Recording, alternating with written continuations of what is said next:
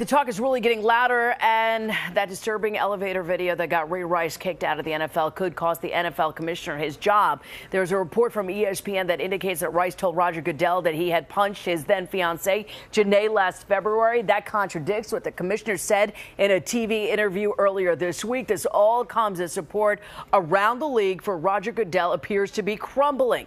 We have sports attorney Anthony Caruso and Mike Bako, sports editor from the DailyNational.com, both of them joining.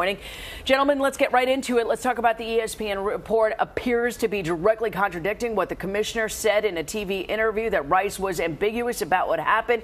Tell me your opinion, Mike, right now. Well, right now, ESPN is reporting that 4 people associated with Ray Rice have told them that in the meeting with Goodell, Ray Rice told Goodell, the commissioner, that he punched Janae. So that contradicts what Roger Goodell said, not only at the time of the suspension, but throughout this entire ordeal over the last week. It pokes a lot of holes, really. It pokes a lot of holes, and just the idea of how Goodell conducted this interview with Ray Rice, with Janae right there with him, having the accuser and the victim right next to each other. What do you expect the two of them to say? So not a good situation for Goodell in terms of how he conducted this. Anthony, your take on it?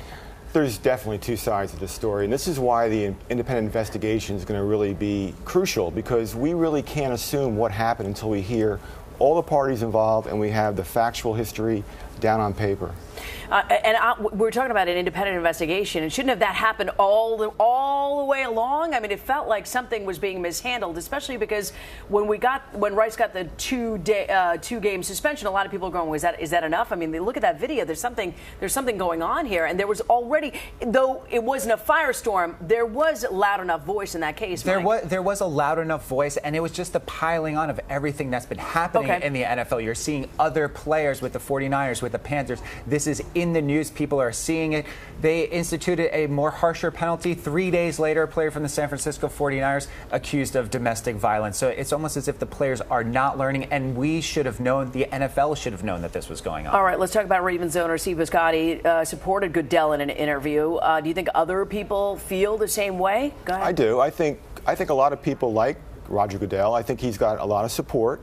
And I think they're going to wait and see if the man was misrepresenting the truth or if he's telling the truth. If he's telling the truth, the only thing he could be accused of is operating an inefficient NFL front office. But you won't see that all the players saying, you know what, he's got to step down. He's got to step down and put the pressure on the owners to do so? It's too early for that right now. It's too early for that. And the players have been saying that for quite some time now. He's come in as a law and order commissioner, and they have been butting heads for many years now. So it's not just this incident. It goes back to what he did with the New Orleans Saints, with other suspensions, with PEDs, and with drugs. So they've been going after it for a while. What do you think about players coming out? Rodney White of the Falcons tweeting out, Brian Hartline from the Dolphins also tweeting out. This is what Brian Hartline said, just released the let's go to Brian Westbrook.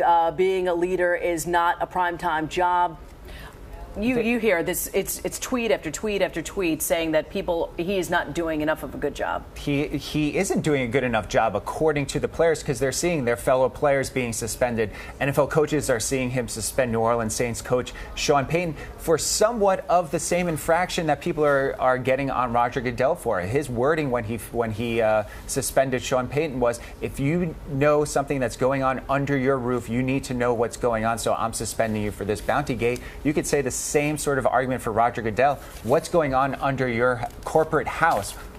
Did this video make its way to the office? So are you saying we have to wait for the independent investigator to make his case, and then we can actually look at it? There's so many allegations flying around. This is a good thing that they're going to do a study and look at this. But what about the audio tape? That the NFL did see the video. There's the law official saying in New Jersey that there was an audio tape and that it was given to the NFL. Right. Let's find out if that's true.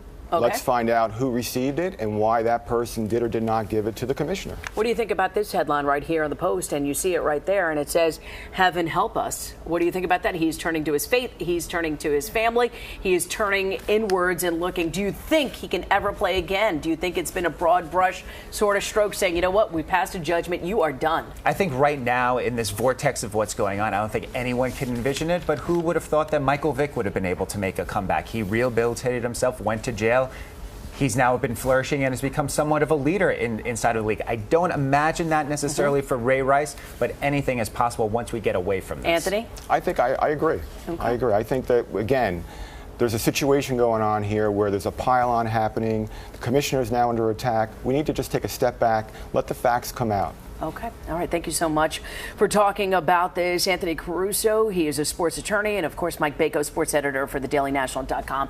Thank you, gentlemen, for talking to us. Of course, for a complete up-to-minute news on the Ray Rice story, you can go to our website at pix11.com. Time right now is 7:42. We'll be right back.